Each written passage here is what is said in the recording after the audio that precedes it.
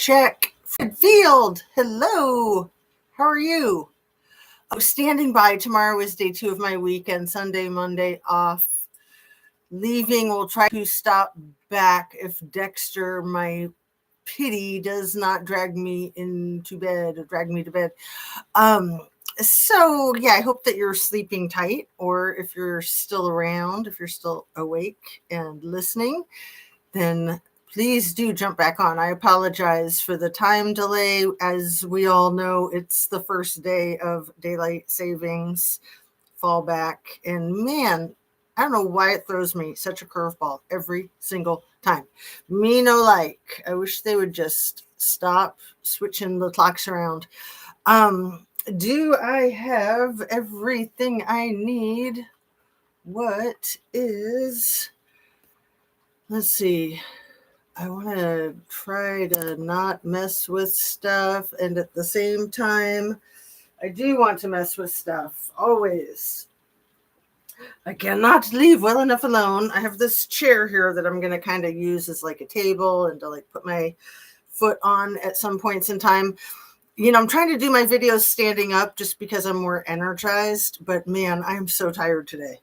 Some of that I think has to do with the daylight savings, and some of it is just a mystery to me. I don't know what it is. A little green tea, and let's just get right into it.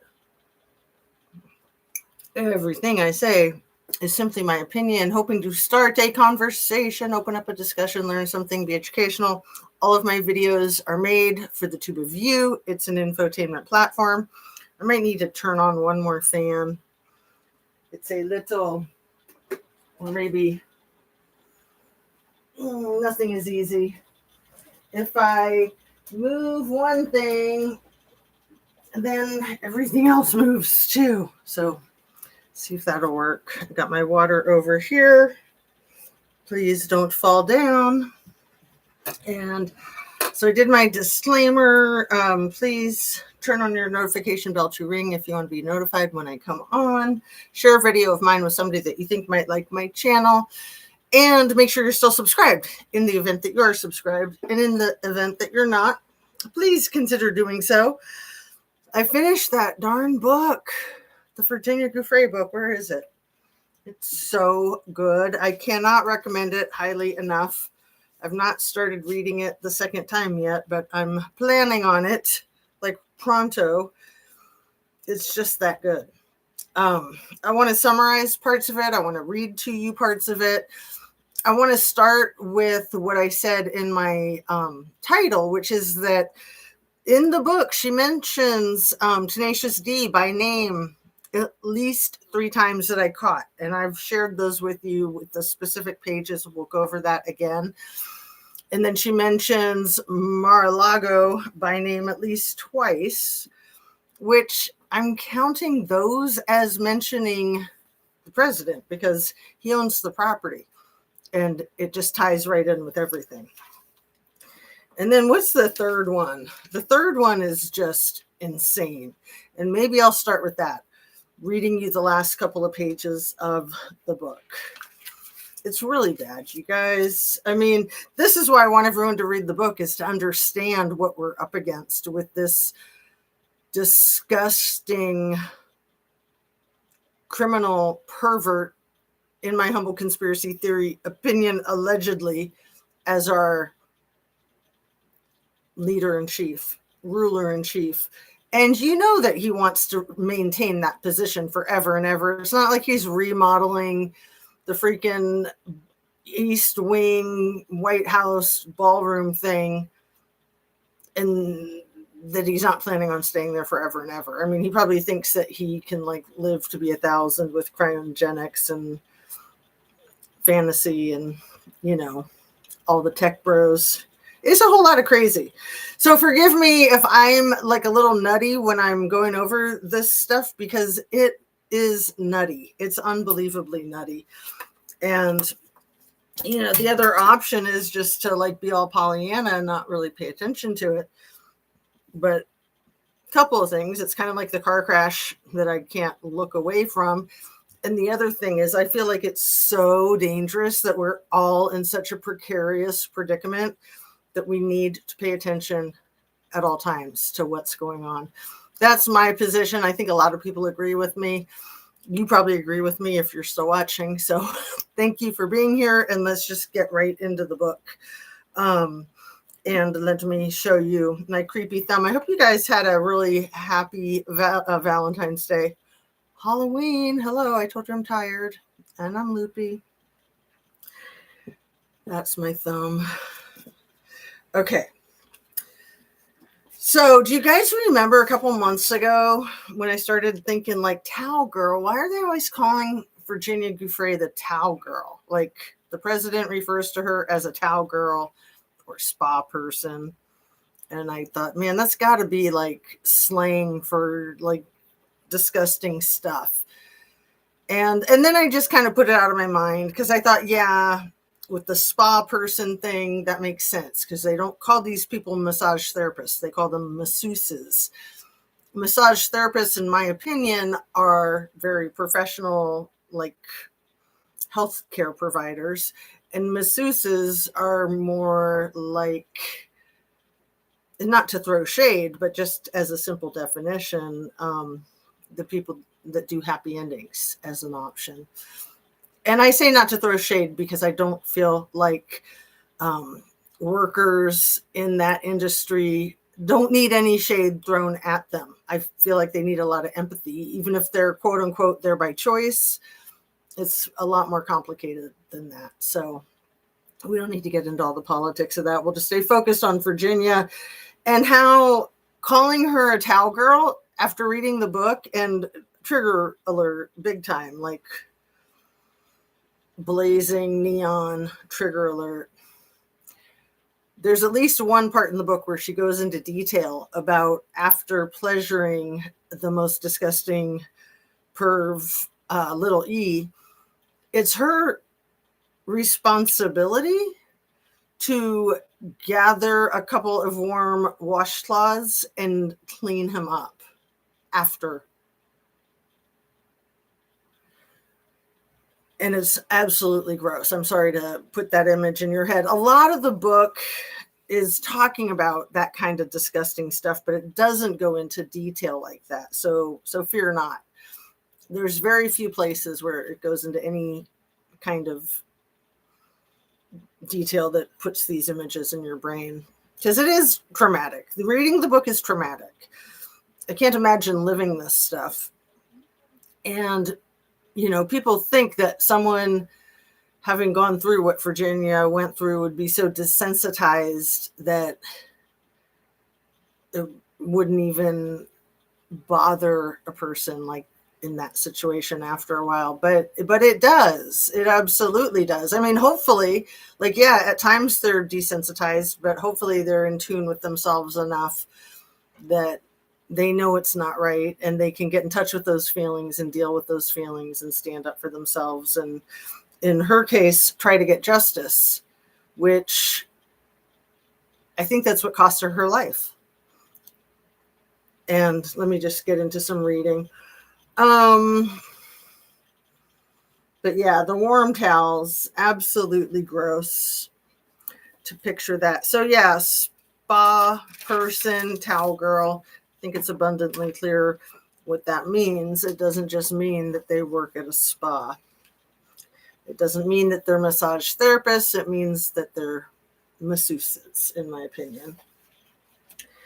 So, are you ready?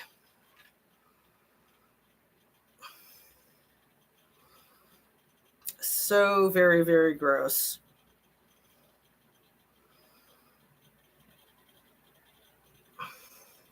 Okay, on page 356, it's about 367 pages in total. And it's just a magnificently well-written book. And so important to understand the political environment that we're in, and not just our country, but these other countries, because we're talking about Daddy Vladdy. We're talking about the country that begins with the letter I, the Middle East. It goes on and on. Let me just jump in right here. Don't be fooled by those in Little E's circle who say they didn't know what Little E was doing. Anyone who spent any significant amount of time with Little E saw him touching girls in ways you wouldn't want a creepy old man touching your daughter. They can say they didn't know he was raping children, but they were not blind. Not to mention the fact that many prominent people were still associating with him years after his conviction. Little E offered many of the men in his circle wrecks with the females he and Jiz trafficked or transported, both girls and women. I know because I lived it, but even the men who didn't partake of the favors Little E offered could see the naked photos on his walls and the naked girls on his islands or by his swimming pools. E not only didn't hide what was happening, he took a certain glee in making people watch. And that goes hand in hand, is completely consistent and congruent with what we've seen in the birthday book. That not only was he very in your face about it, but they all were, and they all thought it was hilarious. Very laissez-faire, however you say it. I'm not French. He took a certain glee in making people watch because he could, and people did watch. Scientists, fundraisers from the Ivy League and other heralded institutions, titans of industry, they watched and they didn't care. Titans of industry, especially the tech industry and scientists. But just because justice has been served in a handful of high-profile cases doesn't mean we've solved the larger problems. A culture that tells girls their primary worth is to appeal to men, a culture that tells men that young girls are the ideal, the younger, as Little E said, the better. I'm not saying those cultural trends cause most men to become child molesters. But I do believe that because of those societal forces, when a molester shows his face, many people tend to look the other way. And wouldn't you agree? I'd say that's entirely true. It's uncomfortable. And then you're immediately the bad guy if you point it out, in my humble opinion. Even as I've chronicled my history with Little E and Jiz, much has happened to keep the two of them in the news. And this book was written 4 years ago, but it was being edited right up until the time of her passing. The sale of Little E's properties, for example, his Palm Beach house was sold to a developer for $18.5 million. It has been torn down and is being redeveloped with a different address. In the future, there will be no number 358 on El Brillo Way. Little E's Manhattan townhouse sold for $51 million. His 2 islands in the Caribbean sold for $60 million, roughly half of what they were listed for a year earlier, to a developer who plans to build a 25-room resort there. Well, and I really do wonder about underground bunkers and tunnels on that island. I think that that's highly probable. His New Mexico ranch, listed for $27.5 million in July 2021, sold to an anonymous buyer for an undisclosed sum in August of 2023.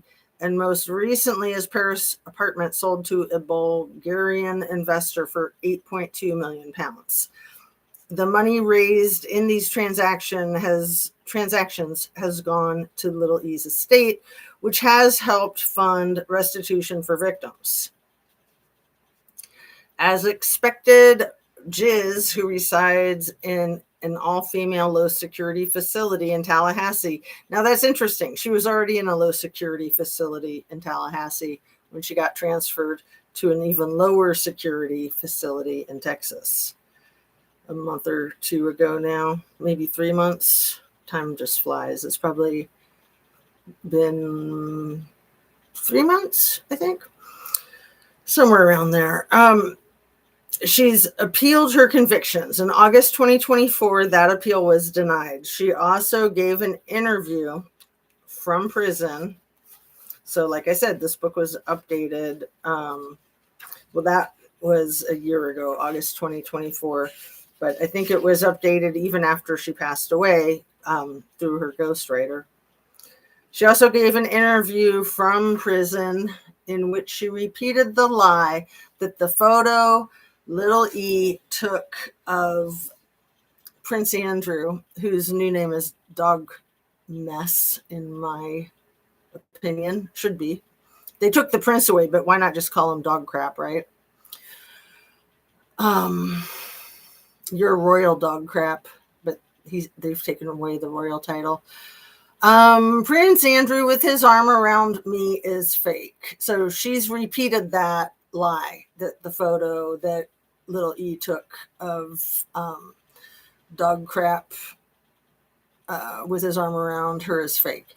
In response, Michael Thomas, the New Zealand photographer who visited me in Australia back in 2011 and took a photo of my original photo front and back, came forward to say definitively, it's not fake and it never has been. Not all men are monsters. She's saying that in particular about Michael Thomas, the New Zealand photographer.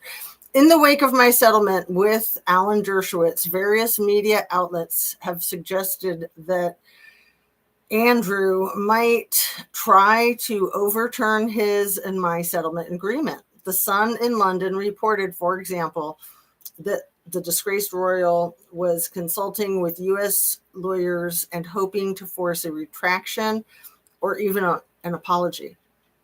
David Boies fired back in a wide-ranging interview with the Daily Mail. If they want to get out of the settlement, he said, all they have to do is call me and let me take Andrew's deposition and go to trial. To date, Boies has received no such call. Andrew, meanwhile, was allowed to attend King Charles III's coronation in May 2023, but with no formal role in third row seats. In Trafalgar Square, I'm not sure if I'm saying that right, hundreds of anti-monarchy protesters stood among the throne of royal supporters, waiting for the coronation procession to pass. And I enjoyed looking at photos of the place cards they held online.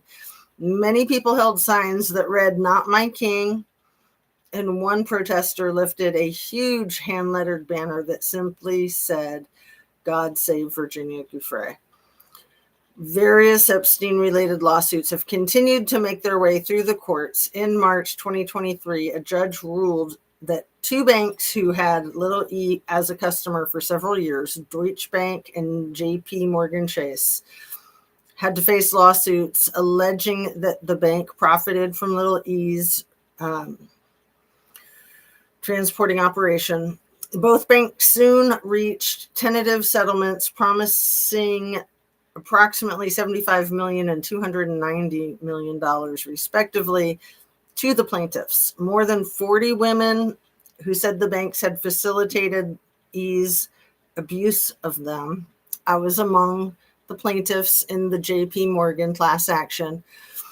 JP Morgan also eventually settled a lawsuit filed by the U.S. Virgin Islands, agreeing to significant commitments to certain human transporting and a $75 million payment. The suit alleges that Jess Stanley, a former top executive at the bank, like as in Morgan Stanley. No, this is Stalley. I'm glad I caught that. Staley, may have been involved in little E's transporting operation.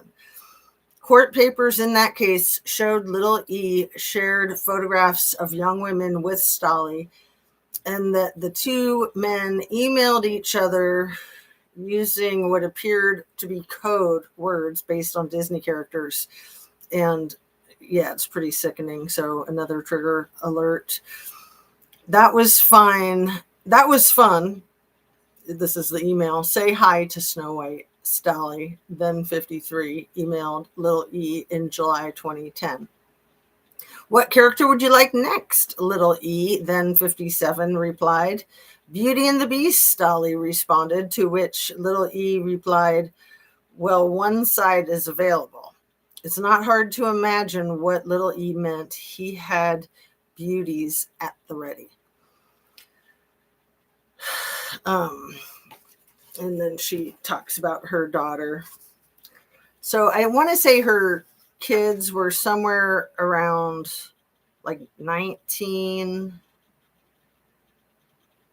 18, and 15 at the time of her passing.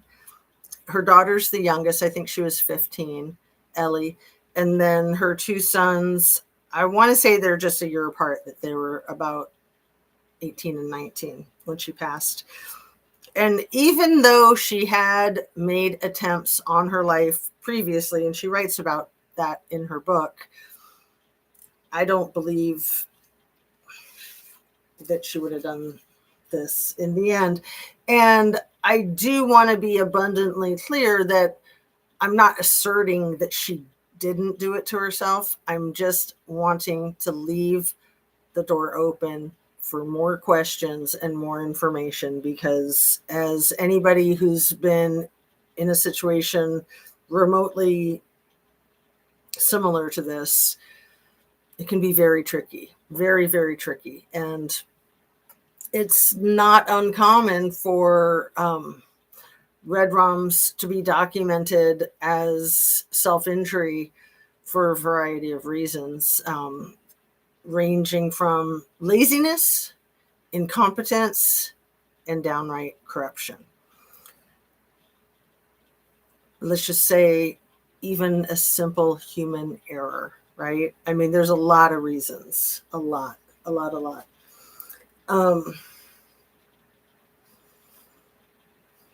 Let me see.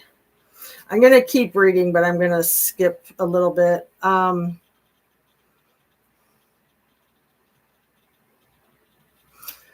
Let's see. I've written a lot about bravery because I admire people who do what is right, even when that comes at a cost. But I want to be clear, while we need to be brave about naming our abusers, we must also protect ourselves. You may notice that while I've named some men in this book, I have not named all the men I was transported to. Partly that is because I still don't know some of their names. Partly, too, that is because there are certain men who I fear naming. Fred is here, just here for a bit. My body and Dexter are on old time. I feel that, Fred. Me too. I'm a little bleary-eyed. Nice to see you. How's Dexter? How old is Dexter again? Dexter's kind of old, isn't he? Like, I know my little dog that's Chewini, she's probably 9. And maybe I'm remembering wrong, but I thought you said Dexter might be like 11 or something. So yes, lovely to see you. Thanks for being here. Let's see, where was I? About the names. There are certain men who I fear naming. The man who brutally raped me toward the end of my time with Little E and Jizz, for example, the man whom I've called the former prime minister in court documents. I know his name, and he knows what he did to me, even though when others have sought comment from him about my allegations, he has denied them. I fear that this man will seek to hurt me if I say his name here. There are other men whom I was trafficked to who have threatened me in another way by asserting that they will use litigation to bankrupt me. I know somebody who likes to do that habitually. But I know one of the people that did that was the attorney, the Harvard attorney with the initials AD. One of those men's name has come up repeatedly in various court filings. And in response, he has told my lawyers that if I talk about him publicly, he will employ his vast resources to keep me in court for the rest of my life.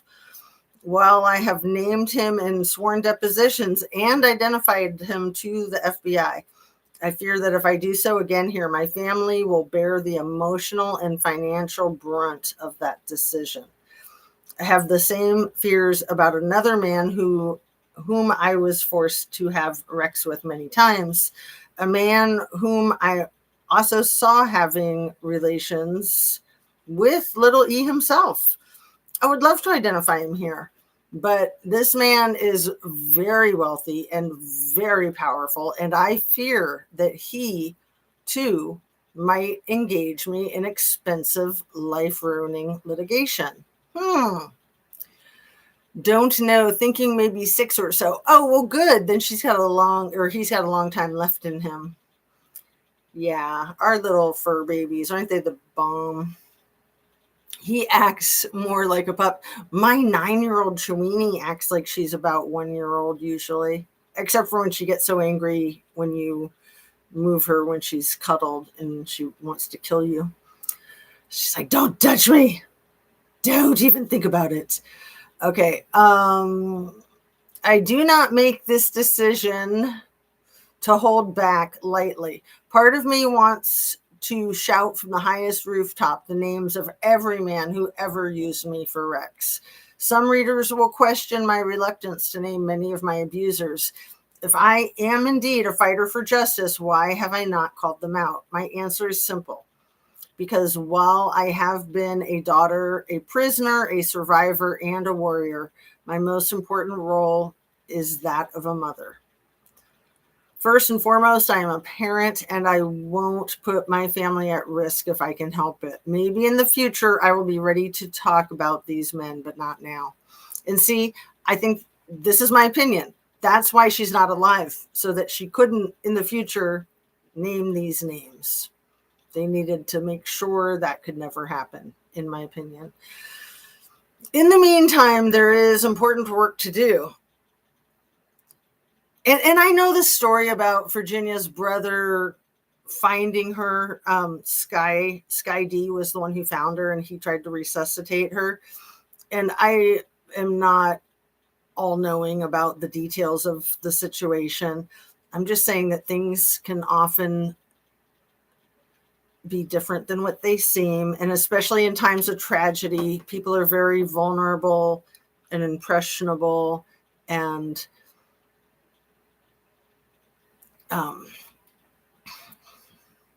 they can be predisposed to suggestion, and they can also be paid off. They can be paid off, okay? They can be threatened. They can be paid off, both. So where was I?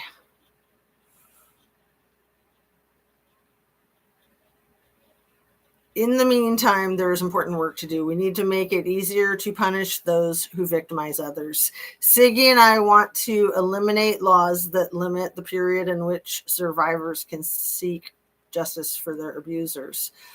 As I've said, New York State has made a lot of progress, first by opening up a look-back window for child victims of assault, and then November of 2022 by passing the Adult Survivors Act, a year-long window in which people who were assaulted as adults can file civil suits against their alleged abusers, no matter how long ago the assaults occurred. After the Child Victims Act reopened its window, more than 10,000 lawsuits were filed, mine among them. Excuse me. Other states have made changes as well. And let me just say good night to you, Fred, for whenever it is that you do fall asleep or log off and go to sleep. I hope you get rejuvenated. Other studies have made changes as well. In 2020, my childhood home of Florida passed new legislation titled Donna's Law, named after Orlando resident Donna Hendrick, who was allegedly abused by a former high school teacher in the early 1970s. This law removed the statute of limitations for prosecuting acts of sexual battery committed against children younger than 18 years of age. However, the law only applied to crimes committed on or after July 1st, 2020. There was no look back window. Isn't that weird? It gets to be so arbitrary sometimes. Federally, meanwhile, numerous updates have been made to the Trafficking Victims Protection Act of 2000. In 2022, President Biden signed the Eliminating Limits to Justice for Child Sex Abuse Victims Act, which struck from the books the statute of limitations for claims brought by minor victims of that type of abuse and human transporting, forced labor, and child pornography. After Biden did so, more states eliminated the statute of limitations, and lawmakers in other states, such as California, proposed bills that would do the same. Certainly, that's interesting.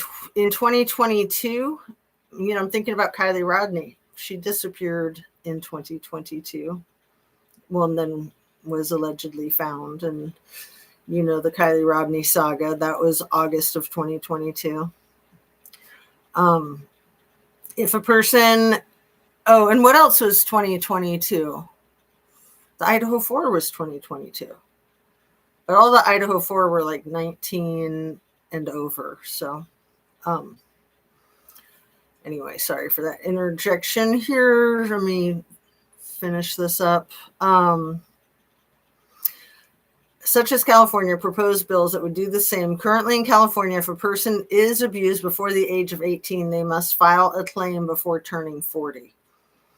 Awareness is growing about the need for change, and now that my settlement from Andrew has come through, I have begun the slow process of turning my fledgling foundation SOAR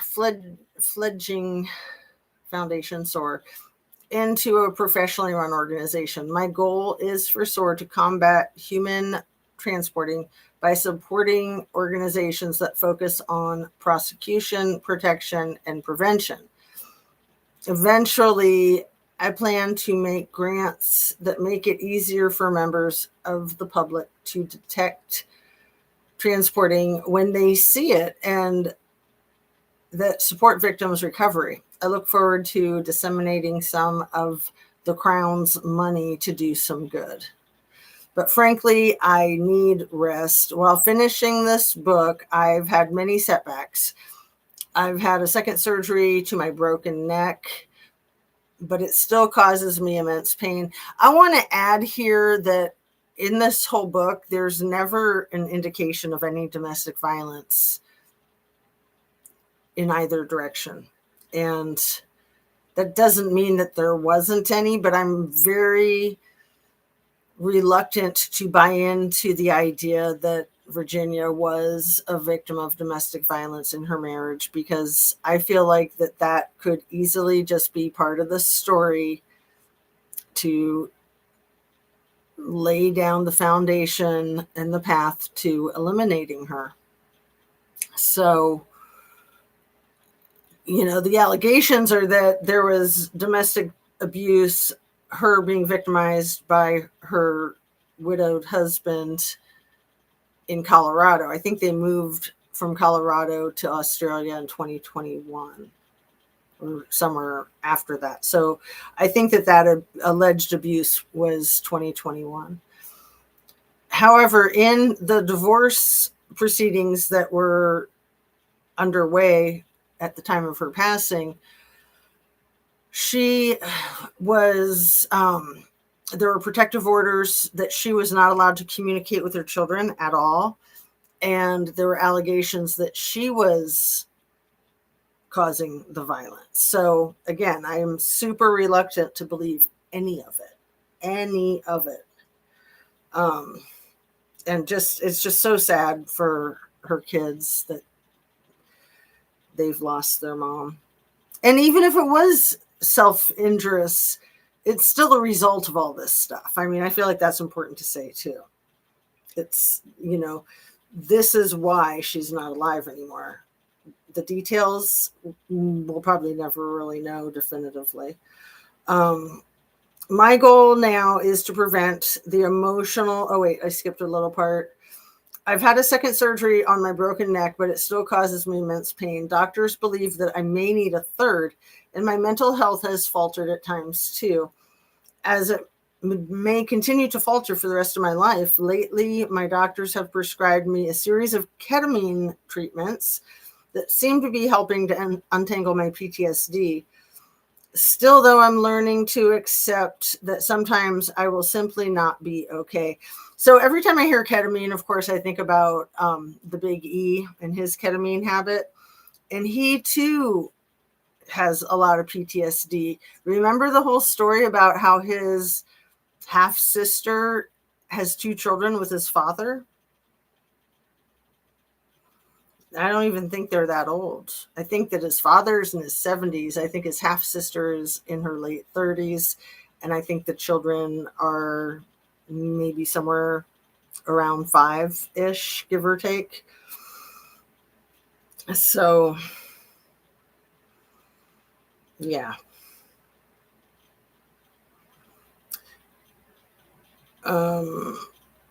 Still, though, I'm learning to accept that sometimes I will simply not be okay. That is the price of serious trauma. It lays you low and sometimes makes you your own worst enemy. My goal now is to prevent the emotional time bomb that lives inside of me, my toxic memories and devastating visualizations of myself being hurt, like flashbacks, from ever detonating again. But sometimes I have trouble holding to that goal. There have been silver linings in my recent struggles. My mother and I have been talking more frequently on FaceTime for the first time. She's told me that she was sorry for what my father did to me when I was a child. I'll just read a little further here. I should have been there for you, she told me through tears. To finally hear and see her acknowledge my experience had more power than I'd ever realized it would. But nevertheless, I found myself yearning for a lasting peace. Let's see, should I read some of this? I'm going to set this down for a moment and refer to my notes. And I haven't been on for that long, but I am tired, so I'm probably not going to stay on for that much longer. But thank you for being here. Thanks a million. And let's see.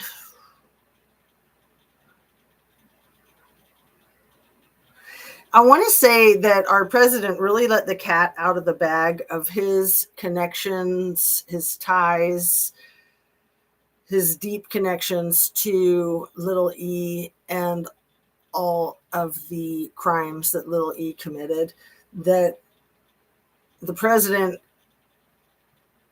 revealed his deep connection to that when he appointed Alex Acosta to be the Secretary of Labor back in 2017, I think it was 2018. And then he resigned in 2019, right after Little E was arrested. But that was, 12 years, roughly 11 or 12 years after that ridiculous sweetheart deal that Acosta brokered. So 11 years later, Trump appointing him to this plum of a position in the cabinet, to me, is kind of potential hard evidence of something. Just my opinion, just my perspective. That he owed Alex Acosta a huge favor, because by shutting that case down, by having it be a plea agreement rather than going to trial, nobody was named and nothing was further investigated. And that was absolute bullcrap. Absolute bullcrap. And I cannot underscore enough what a massive faux pas it was. And for that, I thank him, when the president was confronted on the tarmac a day after Virginia was found deceased. And a reporter asked him, what are your thoughts about Virginia Giuffre? And he said, oh, it's just horrible, horrible what happened to her and so many others like her. It's horrible. And it's just like, how did he know what happened to her? How did he know her name? Right? Seriously. Like, I love it when these lying liars tell on themselves and they're just too stupid to realize. Too stupid to realize. Dexter is asleep on the love seat next to me, crying and moving his legs. That is adorable. I love it. That is so cute. Okay, so Little T is mentioned on page 87. That's the first time he's mentioned in this book. And again, I'll go through it with a fine-tooth comb on my second read. I might have missed some. He's mentioned again on page 222. I think that's the one where it's in the footnote. On 298 is when he's mentioned in relationship to Acosta in appointing him. On page 317 and 352 is when Mar-a-Lago is mentioned twice, and then again at the ending. So, Virginia says that she knew him because when she was 16 and she was hired at Mar-a-Lago, her father introduced to them, and her father was just like a maintenance man. But now we know that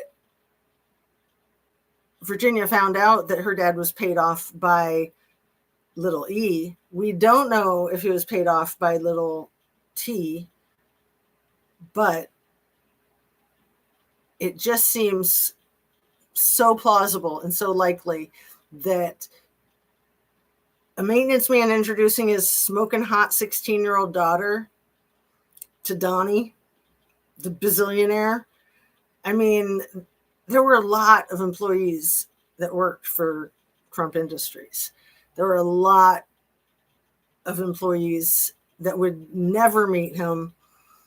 For a 16-year-old to be introduced to him, that brings questions, especially when that 16-year-old is subsequently snatched or stolen by his friend who has this habit of recruiting people from the resort when Little E doesn't have a resort.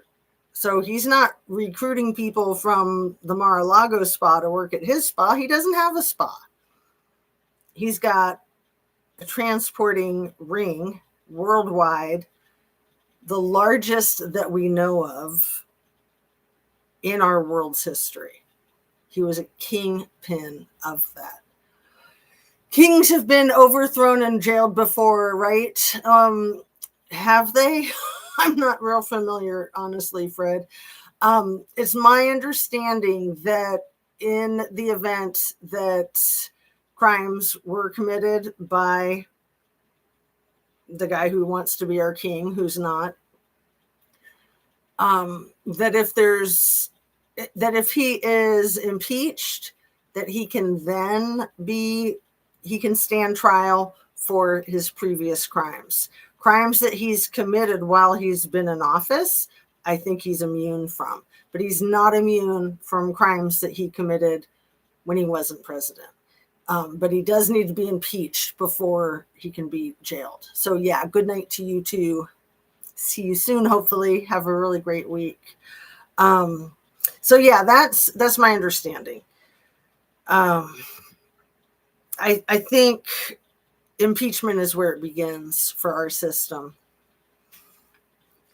And I would hope that would take his freaking VP with him, because that guy is probably worse than the one that we have. And especially him with his tongue down Erica Kurtz's throat. We can talk about that in a minute too. That whole thing was so disgusting and so ridiculous. So I wanted to point out too a couple of people who were not underage who were part of the suits against little E. Annie Farmer was 16 years old when she was molested in New Mexico by Jizz and little E. And that's not underage in New Mexico. So Annie Farmer still has a case, even though she wasn't underage, she was still molested. But that makes it harder for her to get justice. She has to fight that much harder. And then Kate, I don't think Kate's last name is known. This was another victim who goes by the name Kate, who was 17, and I'm not sure where the abuse happened, but where she was, it was not underage either at the age of 17. I want to say New York, that the age of consent might have been 17 back then, because I've looked into that. Virginia got into a settlement agreement with little E in 2009. And then it's important to note that when Prince Andrew's case closed, the roughly $16 million settlement, I think it was like 12 million pounds. And I looked up the, how that translates. It was the very next month that Jean-Luc Brunel got Epstein in his France prison cell. So February 10th, I think, of 2022, I believe that that's Jean-Luc Brunel's date of passing. I know that it's February, and I know that it's that same year, 2022. I think it's the 10th. Anyway, that is all happening, the Prince Andrew settlement and Jean-Luc Brunel getting Epstein, while Jiz Max's case is underway. Remember, her sentencing wasn't complete until the end of June of 2022. And then 2 weeks and 2 days later, her best friend, Ivana, somehow fell down a flight of stairs, allegedly. Have you, anyone who's watching, if you've seen the new South Park, hilarious. It was delayed in being viewable on Paramount Plus. It was delayed until yesterday. So Saturday, November 1st was the first day that it was available to watch if you don't have Comedy Central. And I don't know if that episode dropped on Wednesday. Usually they drop on Wednesday every 2 weeks, and then Thursday at some point in time it's available on Paramount Plus. So I don't know why there was the delay for Paramount Plus this week for a couple of days. I don't know if it was delayed on Comedy Central too, but it is the most brilliant so far. So season 27, I think, had 5 episodes, and now we're in season 28, and this was episode 2. And I think the title of it is something like The Woman in the Corner. And I won't do a spoiler alert, but it's just hilarious. Melania with the giant hat. You don't see her face. You just see her like literally hanging around in the corner like a summoned spirit in the White House in a seance, and totally scaring her husband to death. He's like, "What's that?" They're like, "It's your wife, sir." He's like, "What does it want?" It's so funny. So funny. And yeah, they are so freaking lewd and crude and over the top, and it's so gross. The mass amount of brown stuff all over Pam Bondi's nose that she can't get off. It's hideous and sickening and childish and very apropos, in my opinion. And yeah, these brilliant comedians, Matt and Trey, I think it's Trey. These two guys that started their South Park thing 25 years ago or whatever, they signed a $1.5 billion contract prior to season 27 rolling. And honestly, I got to say, as much as I love what they're doing, I'm surprised that they haven't been Karen Silkwooded. I'm surprised that they haven't been arrested and deported and beheaded. And for that, I thank them. They're very brave, in my opinion. Very brave. I think that's about it for today, for tonight. It's getting close to an hour, and I am so tired. And Fred's gone, so I'm all alone. I mean, it looks like I have a couple of people here, but it's more interesting if anybody wants to jump into the chat. It keeps it much more interesting. Otherwise, I probably will just wind down. Any other brilliant parts of this book to share real quick? I was going to talk a little bit more about just how weird it was when Erica Kurt was making out with JD Vance at the Turning Point event.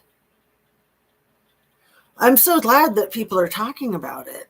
And I did not know that apparently JD and Usha were on the verge of getting a divorce before he got selected to be to run on the ticket with Dear Leader to be the VP, and that Usha was agreeable to postponing that so that it wouldn't affect the political movement that they were trying to create. I can only imagine, if that's true, what regrets she has. I can only imagine the crap that he said about her in the past, about how she can't help it that she's not white. He literally said that she can't help it that she's not white. I mean, he's supposed to be smart. He went to Yale and crap. She can't help it that she's not white, really? You sure about that? I mean, what a crazy thing to say. And ridiculous. Absolutely ridiculous. So on the day when he was making out with Erica on stage in front of everybody, and Erica was making out with him in her skin tight leather black pants of mourning, I heard a comedian say, I've let Hot Pockets cool longer than Erica grieved for Charlie. Thought that was a good one. I mean, it's so disgusting. But the two of them, first of all, I want to say I think it's a distraction. I feel like it's more the street theater, and that they're trying to get people to talk about Erica and JD making out on stage so that they're not talking about the freaking.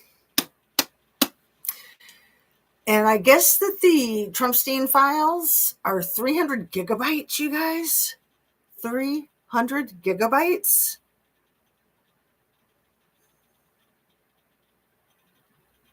And are they going to keep this government shutdown going forever so that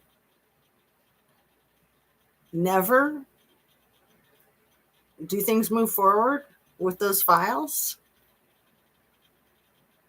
in the government? I mean, things can move forward with those files probably in other ways. We know that some of the victims have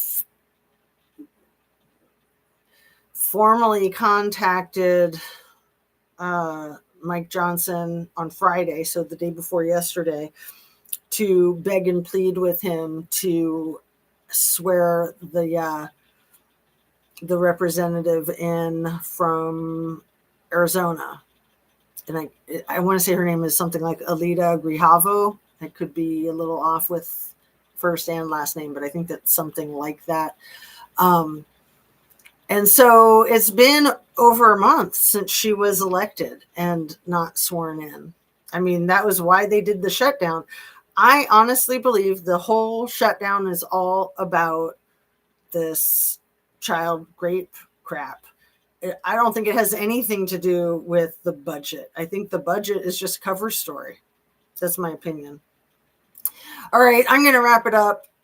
Sending you love. Thanks for watching. Have a really good start of your week. I hope everybody gets good rest. Stay hydrated. Eat your protein. Eat your veggies. And get your exercise. Fresh air, sunshine. What else? I hope everyone's recovered from the sugar coma of Halloween. And I'm not saying this to brag. Don't hate me. I don't think I had any Halloween candy. I don't think I had any Halloween candy. How could that be? Am I just that good? It's probably because of the braces, because I always have the wax in my mouth. And so I only take it out to like eat a meal. And then after I brush my teeth, I put it right back on. Or I take it out to do my video. And actually, my mouth is not hurting at the moment for the first time in a very long time. I have just been so miserable. Anyone who's had braces knows it's a really rough way to live. And for me personally, living with this disaster of an administration is really a tough way for me to live. You know, I have a child who is active duty. I have a grandbaby who's living in the DC area. Oh, and I got to see the grandbaby. He's 7 months old now. He's so freaking cute. Anyway, and yeah, and you know, my husband's law enforcement, and I think, man, what if he gets forced to like back up ICE or something crazy like that? Like, what if?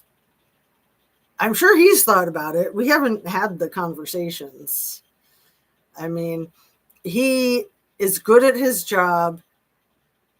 He will not break the law. So I'm fully confident of that. But same with my kid that's in the Navy. I don't think he would ever break the law, but he's also really young. So it's like, does he understand the complexities of if you're put in a predicament where you're given orders to do something that's illegal, how to handle that, what your responsibilities are? I'm going to make sure that my husband has some deep conversations with him about that before it becomes just an imminent threat. I mean, to me, it's already an imminent threat with family being so closely intertwined with the whole process, you know. And I was born in Arlington, Virginia. I was raised in DC in my formative years. I don't know what else to say. I'm just, you know, I'm extremely patriotic. I always have been. I feel like the red, white, and blue of the flag, in my opinion, was decimated in the first administration by Tenacious D, where it was like, if you wear anything with the flag, red, white, and blue, people will automatically assume that you're a supporter. And I'm the furthest thing from it. So my whole point in bringing that up is how painfully difficult it is for me to live in this climate, this political climate.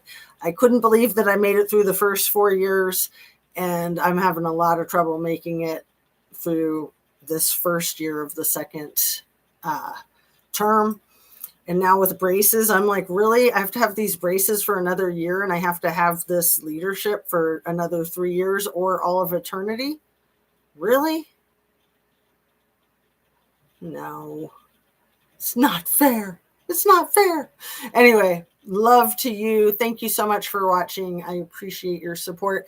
And if you feel like contributing anything, there's the links in the description for Venmo, Buy Me a Coffee, and PayPal. So thanks for watching, and thanks for hitting that like button.